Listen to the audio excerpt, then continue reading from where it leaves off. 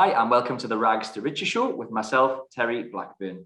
So today's guest is a very experienced guest. To give you an idea of his bio and his sort of CV, from the research that I've done, hopefully this is right, 25 years investing experience, everything from buy-to-lets, HMOs, planning gains, refurbishing a lot of distressed properties. He's currently a coach in mindset, business and property. He lost 50 kilograms at age 50, which I'm fascinated to know a little bit more about. And his favorite quote that I could find was, when the three pillars of mind, body, and business are in sync, we're in our greatest harmony. And I think that's a really, really good quote, something I believe in too. I'm a big believer in healthy body, healthy mind. So let's find out a bit more. Welcome to the show, Diksesh Patel. Thanks for having me today on today's podcast. No problem. It's a great pleasure to speak to you. So what we like to do on the show, we like to partition your life up into three parts. So the start would be how you got into property and business. Mm-hmm. Middle part will be the exciting part, the big things that you've achieved, the growth parts. And then the current is just what your attention is on right now, what you're looking at currently and what you're looking at going forward.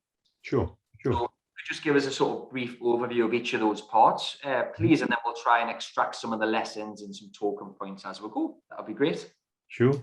Yeah, it's interesting how I started in property. I actually started accidentally getting involved with helping my mum and dad buy their first, what I would call his right to buy council property. Yeah.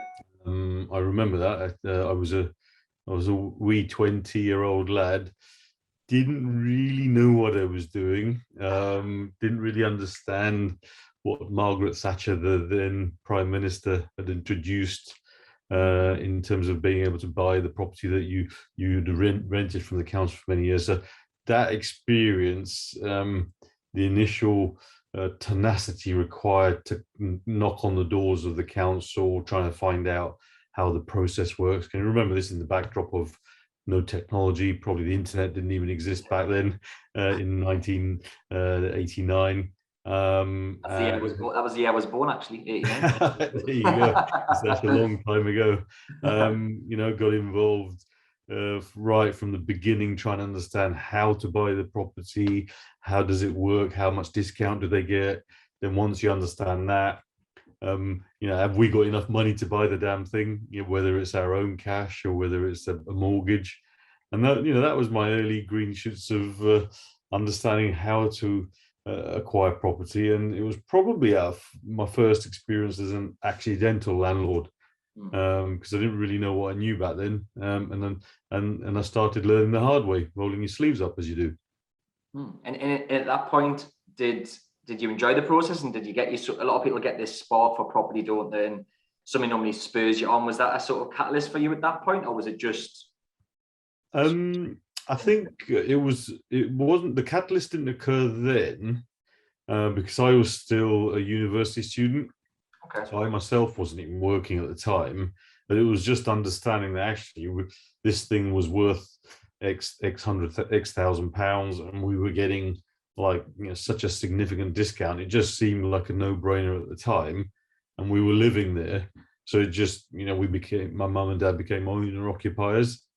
And the catalyst actually came 3 years later, because by that time I'd been working for 3 years, when I then embarked in buying my own property and then understanding how to turn this other property into a buy-to-let property.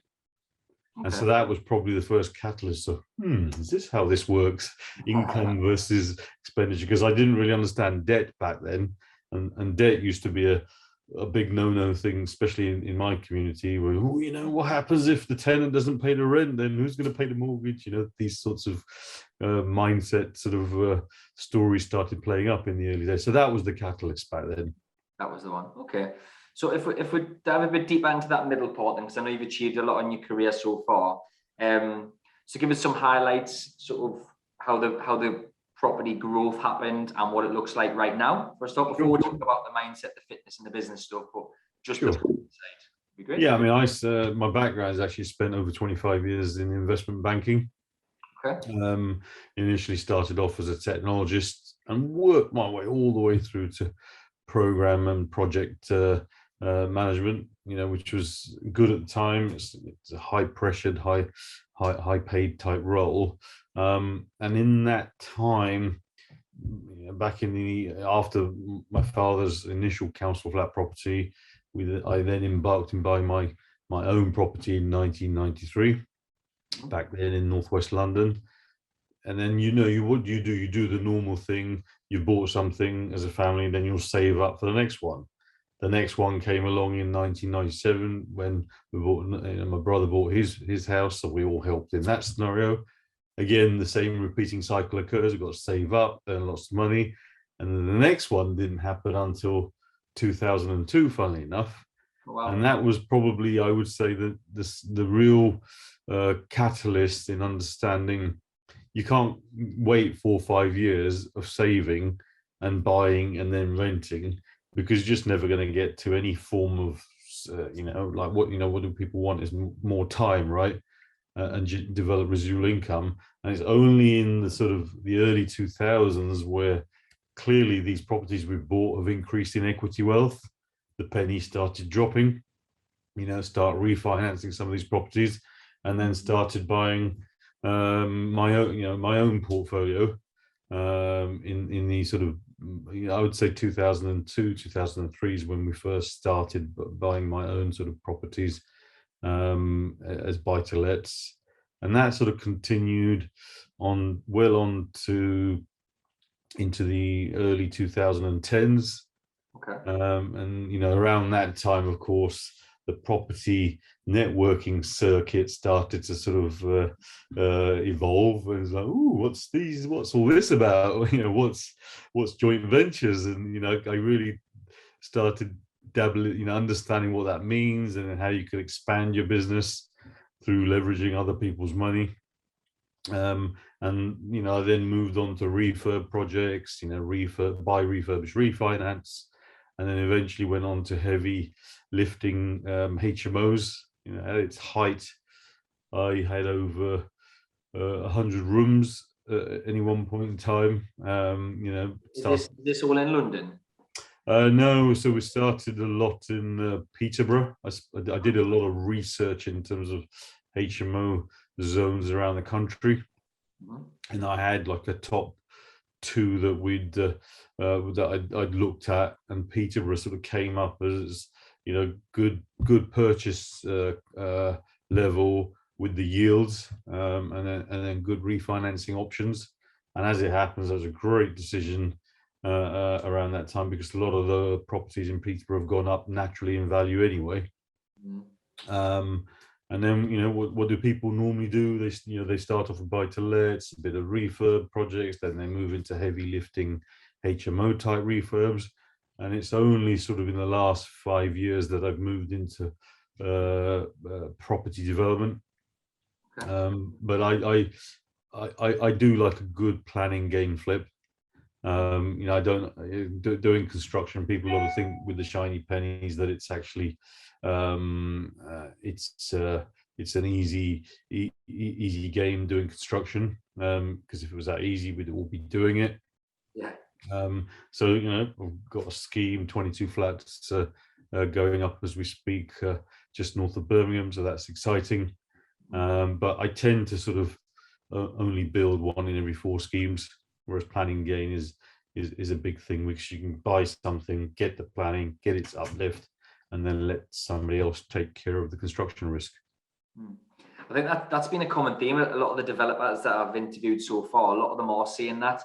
Danny Inman springs to mind. He was very much, if I never had to deal with a contractor ever again, I'd be a happy man. He'd much rather just shuffle the papers, and that's an interesting one coming from 2 people who are established, who've done investing and development for a long period of time. Yep. On a smaller scale, I've done 5, 6, 7, 8, 9 bed HMOs. Even that is dealing with trades. And at the minute, during the way we are in 2020 with COVID and prices going up, it's horrific, isn't it? They never do stuff on time. There's so many variables with trades. Yeah. Never mind a huge 22 development or bigger scheme.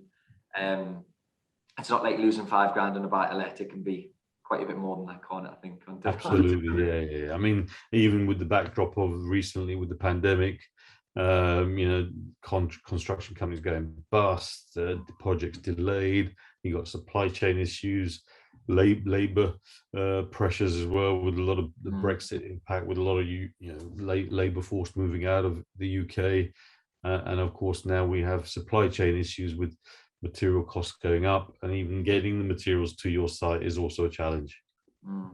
For sure. I feel your pain. But yeah, it just seems to be a common theme for the listeners. I think that's, if you've maybe done that's a while, HMOs a while, and you're looking to go into development, it's not all about actually building it out yourself. If you can make 50 grand on a planning gain rather than 100, 120 on the full thing, it's probably worth doing the planning gain. Absolutely. I mean, even to give a positive slant on it, if you were a first-time developer, I would strongly recommend partnering up or joint venturing with a much more experienced developer who's been through the ups and downs of the property cycles, obviously dealt with planning, also dealt with construction challenges. That will save you a lot of heartache and pain. Love that. I think that's great advice. What other bits of advice would you give to anybody who's not maybe someone who's just starting off, but someone who's a little bit established in property? Just what you've learned from over the years. What piece of advice would you give if you could book something? I think the big one is leave your ego at the front door, because you can't know it all yourself. You can't do it all yourself. Had I known what I know back then when I first started, I would have got the right education. That's why I do a lot of coaching myself with property entrepreneurs. You'd be surprised, there are no new mistakes in this business. there are only old mistakes. So partner yourself up with a great mentor in the world of property. Get yourself educated, because the cost of doing that, it should be regarded as an investment, because what you'll get from that will further accelerate your journey, so you don't have to make the same mistakes. And that's great advice. And for some reason, a lot of people still put off mentors. They look at it like, oh, well, I don't want to pay X amount of thousand to him because that would be my first deposit. But like you rightly say, learn from someone else's mistakes, not your own. I love that phrase you just said, there's no new mistakes. I haven't heard that. I love that one. I want to use that one.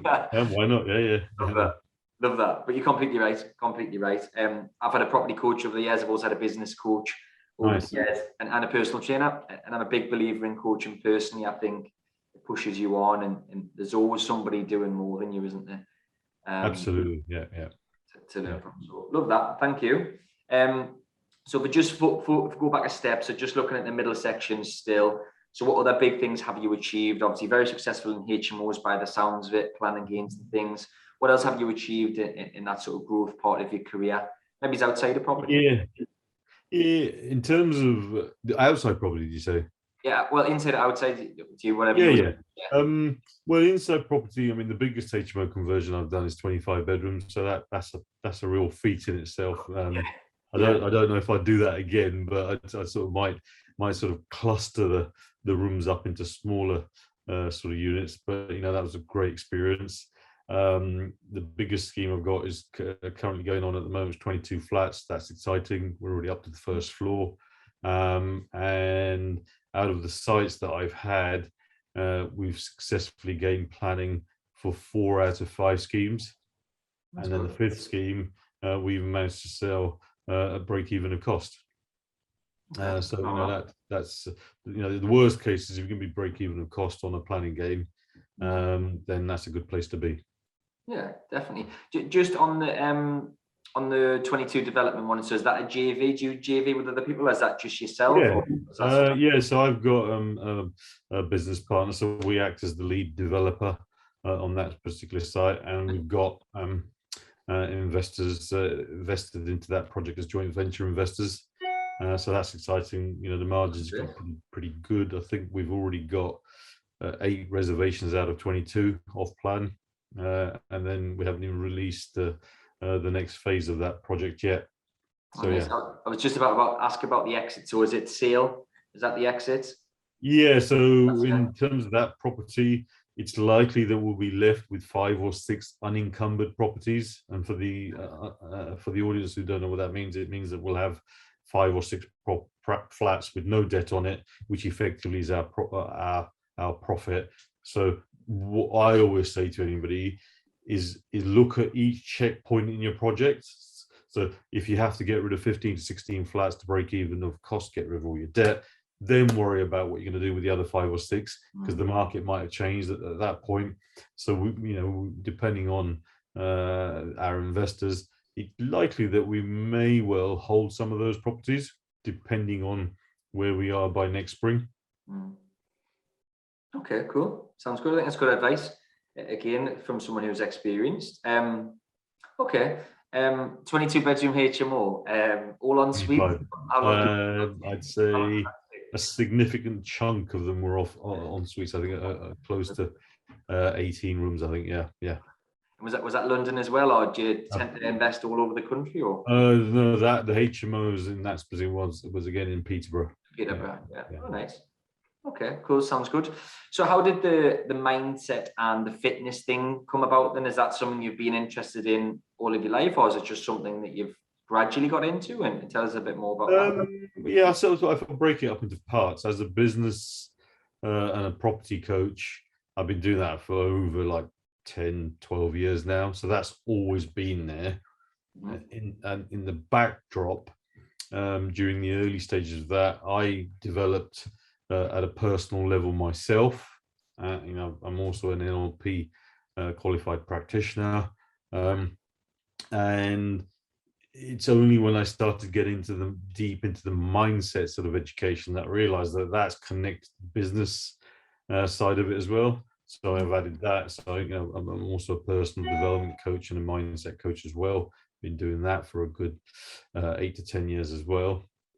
And it's only in the last sort of 3 to 3.5 years where I sort of physically transformed myself, as you mentioned, dropping 50 kilos, getting a few sort of articles in some men's health magazines, which is exciting. But going through that process really helped understand to tune the physical side of myself. And that then transposed into much more energy, focus and drive on the business side of it, as well as the mental side of it. Because if you can take control of yourself at a very physical level, that positively affects your mental health, and that naturally cascades out into your business growth as well. And that is when the third piece of the jigsaw sort of came about in the last sort of 2 or 3 years, which has been phenomenal. It's not something that I was looking for. It wasn't expected or anticipated, but I had to go through a physical transformation for myself to actually believe it at the end of that. And I now, I've got a significant number of clients that I specifically transform their bodies now, which is also exciting. Oh, wow. I think that's a great story there, because I'm a big believer in this also, that getting your mind and your body right, it does spill out into other parts of your life, doesn't it? I certainly feel if I don't train in the morning, I'm not as sharp and as on the ball. And I'm doing my sales stuff with my sales team. I'm just not. Even if it's just going for a walk, it doesn't have to be, 60-minute hit training, does it? Even if you just do something, it just keeps you sharper up here. Yeah, and I'm completely with you. It spills out into business for sure. Well, I think what it is. I mean, I have to train in the morning, because if I don't, I get really cranky throughout the whole day. Me too. But it's knowing the impact, not just being in the gym. You're in the gym. It's just you, and it's the machines or whatever you're doing, and it allows you to just get rid of anything that's in your mind to be able to then just focus on you, your form, your technique, or whatever you're doing, so that it relaxes your mind from any other things that are going on in your mind. And I think a lot of people underestimate that as to why, and the importance of actually being focused on your training, because it does help you to settle your mind if there is a lot of things going on. Definitely, it gives you clarity of thought. Completely with you on that. Yeah. It's funny, isn't it, as well, how there's a lot of people who are very successful in business in different industries, who are also big into the fitness, and I don't think that's a coincidence. I think there's a direct link, isn't there? There is, yeah. Yes, there's obviously some millionaires, billionaires even, who are extremely overweight and unhealthy. There's some of them, but I think the vast majority also do some form of exercise and keep fit. Absolutely, yeah. For sure, I'm with you on that. You talked about, I read a little bit in one of your posts in your bio, you do a lot between the mind-muscle connection. You talked about. Can you tell us a little bit about that? I mean, I know what that is, but some people listening might not. Yeah, so it's when you're training, a lot of the times what tends to happen is, think of when you're the first time you started to drive. What was that experience? You were in the cockpit, you thought, oh, where's the gear shift? You got the accelerator, you got the brake, you got to look at the wing mirrors, you're looking at the rear view mirror. There's a lot to take in, right? And it's no different with the mind-muscle connection. The minute you step into the gym, the first time you do some movements, you start feeling it. The second time it gets easier, the fourth time, and then all of a sudden, it's like walking down the high street. It just becomes easier and easier. And even if there are times where you've had a layoff or an injury in between workouts, you'll be surprised how quickly the mind-muscle connection gets triggered when you get back onto the gym floor.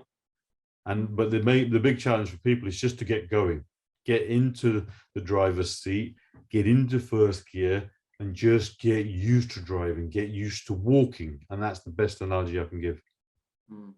Love that. And something you picked up on something you said there as well, and I agree. It's the thought of going to the gym that's worse than actually going to the gym for half the people, isn't it? And once they're in there, you're a set or so in, you're fine, aren't you? It's just actually driving there, or however you get there. It's the thought of it, isn't it? I think people spend more time procrastinating about doing something than actually doing it. Because what's the worst thing that can happen if you did something, let's say going to the gym? You may find that you actually enjoy it. Just get going.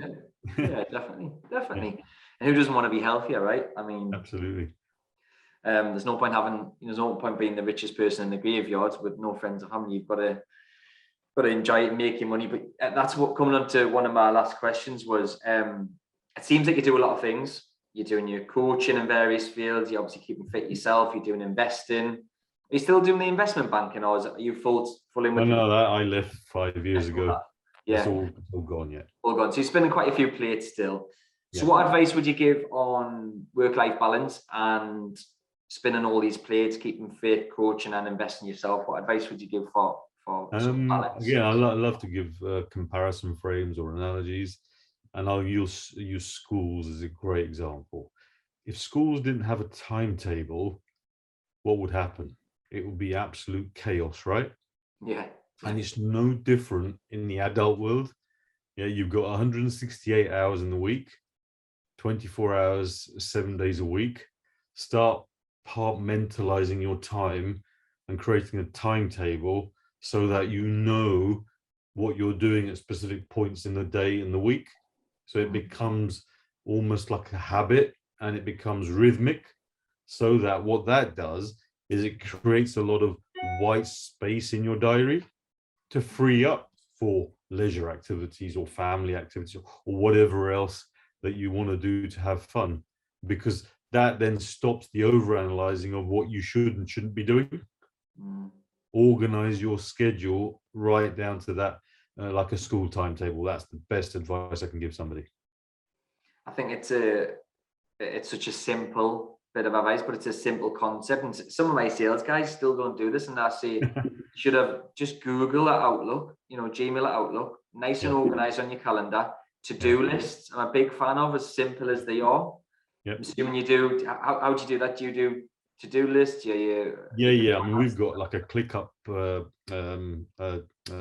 tool that we use that manages almost like a Kanban style to-do list board.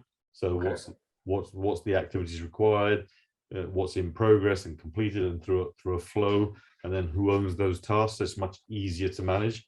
And I do that across my 3 different business units, which just makes it so much easier when all the businesses are synchronized on the same platforms. And is that a CRM or some sort of system, did you mention? No, ClickUp is like a project and to do sort of list type management software. and people can look it up.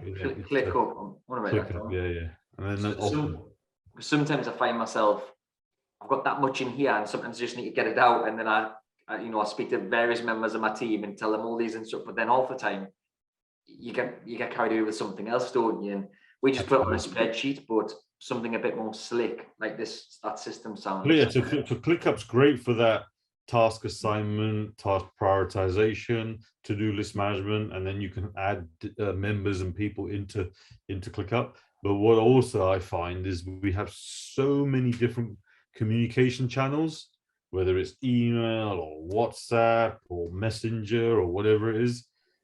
So we have something called Slack as well now, where we've almost, like, especially with all the businesses I've got, all our communications happen through Slack. And what you can do is you can create different, what we would call is channel conversations. So it could be the same 2 or 3 people, but it's specifically talking about the sales element, or it's specifically talking about the project or the property side of it. So it's not like you're going to be faffing around in WhatsApp trying to search for the different streams. You can start having much more compartmentalized, intelligent conversation streams, and that makes things much easier from a communication perspective. Great for team communication. I just don't think I could cope with any more WhatsApp group messages. I mean, that many. I must have a different WhatsApp group every week. There's something else every week. So that way, again, streamline it. That's great advice again. Yeah. Thank you for that on a personal note. That's great. Thank you. So, just a couple more time on. Yeah, just a couple more questions I've got for you. So, if we just go back to property again a second. So, what's the future like for you? What are you looking at now? What's your attention on? Is there any strategies that you really like at the moment, or you think you've got a bright future? What would your advice around property be, and what are you doing?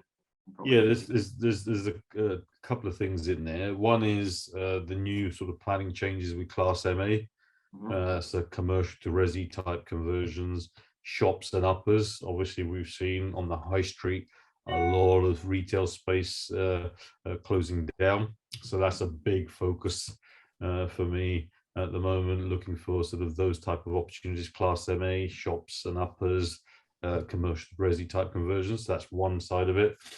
The second side of it is also working with landlords who sort of want to get out of this game, where there's a margin in a portfolio, so it's looking to do more portfolio acquisitions rather than sort of do piecemeal, one sort of buy-to-let type property at a time. So scaling up that side of it. And then the other side of it is, once the whole incentives around the pandemic start settling down, furlough disappearing, all the incentives, the government starts easing back, I do anticipate a fallout in the property market, with a lot of people potentially not being able to afford their mortgages or keep up with them. So by the end of this year, I do see some opportunities in sort of distressed stocks. So there's a focus there on purchasing and acquiring distressed assets as well. So those are the 3 main areas of focus over the next sort of 6 to 12 months. Okay, cool. That's interesting. I think the portfolio one is something that I'm looking at also, because they're just, certainly people who own the properties in their own name, they're just getting squeezed further on. I've just actually read something this morning. I don't know if you read that, about the talking about changing the EPC as well for landlords from 2025. I think I've half read the article this morning. It just seems like they're just squeezing landlords, which is just going to create an opportunity for people like us, the professional landlords who want to do it at scale. So I completely agree on that one. I've never done any big developments to commercial to resi. I think I will eventually, but just dealing with builders on 7-bed, 9-bed HMOs is doing my head in. So maybe it's the planning game. Yeah, I agree. Yeah. Great. No, thank you for that, Diksesh. I really appreciate it. Just last point, just to wrap up. Where's the best place for people to find you? Would it be Instagram, Facebook? Is it websites? What's the best place if someone wants to reach out or contact you? Yeah, that's great. Yeah, so we've got the property mentoring business, Peak Performance Property. People can Google that. My development company is lighthousecapitalgroup.co.uk. You can get hold of me there. And if people do want to get hold of me, you've got me on Instagram at Diksesh, that's Diksesh. you can definitely find me, even on LinkedIn, Diksesh Patel. And if anybody wants to email me, it's me@dikseshpatel.com. If anybody wants more information about what we're up to in terms of property development investment, or even some of the mentoring side of the business, yeah, feel free to get in touch with me. Okay, amazing. Lighthouse Capital, what, any meaning behind the name, just out of curiosity? Lighthouse? It was, the connotation came about through, what does a lighthouse mean? A safe passage to a harbour, a safe haven, or a guiding light to positivity, and that's where that came about. Yeah, no, I like that. Cool. Well, thank you so much. Hope you have a fantastic day. Thanks for your time. I hope everyone's enjoyed it. Certainly some gems in there that I've took myself. So thank you for your time. Have a great day. Thanks, Terry. Thank you.